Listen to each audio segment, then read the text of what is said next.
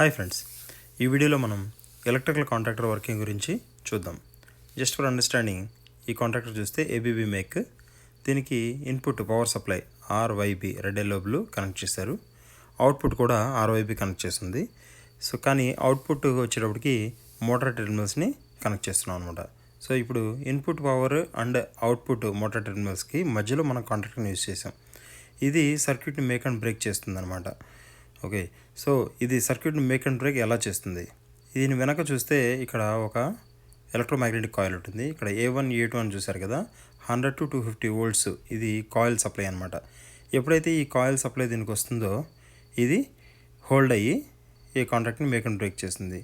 So ఈ coil సప్లైని మనం ఈ రిలేస్ నుంచి, లేదంటే PLC నుంచి, లేదంటే పుష్ బటన్స్ నుంచి కూడా కంట్రోల్ చేయొచ్చు అనమాట. ఓకే, సో కామన్ న్యూట్రల్ ఉంటుంది. ఈ ఫేజ్ ఎప్పుడైతే వస్తుందో అప్పుడు ఈ ఎలక్ట్రోమాగ్నెటైజింగ్ కాయిల్ ఎనర్జైజ్ అయ్యి ఈ కాంటాక్ట్స్ని క్లోజ్ చేస్తుంది అనమాట.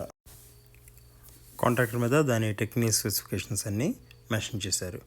ఎంత వోల్టేజ్లో, ఎంత కిలోవాట్, ఎంత యాంపేర్ తీసుకుంటుంది అనేవి క్లియర్గా దీంట్లో రాసున్నాయి అనమాట. ఆ రేంజ్కి తగ్గ మోటార్ని మాత్రమే దీన్ని కనెక్ట్ చేసి మనం దీన్ని యూజ్ చేసుకోగలం. దీని పక్కన చూస్తే ఆక్సిలరీ కాంటాక్ట్స్ కూడా ఉన్నాయి, NONC కాంటాక్ట్స్. అంటే ఆక్సిలరీ కాంటాక్ట్స్ అంటే ఎప్పుడైతే ఈ కాయిల్ హోల్డ్ అవుతుందో అదే టైంలో అవి కూడా ఓపెన్ అండ్ క్లోజ్ అవుతాయి అన్నమాట. మరిన్ని వీడియోస్ కోసం కామెంట్ చేయండి. Thank you.